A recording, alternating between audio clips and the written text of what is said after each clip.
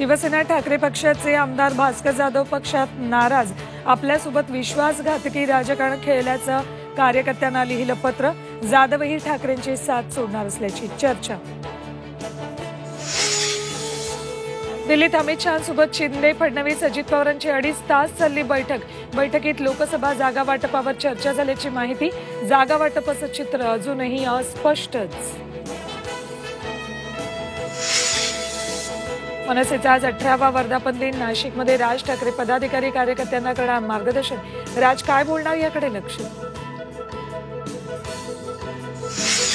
बंगळुरूतील रामेश्वरम स्फोटाप्रकरणी एनआयएचं पथक पुण्याकडे रवाना.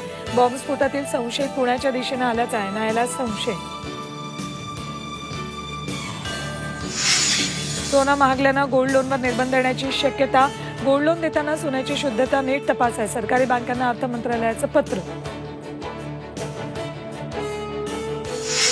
सरकारी बँक कर्मचाऱ्यांचे पगार 17% वाढण्यावर सहमती.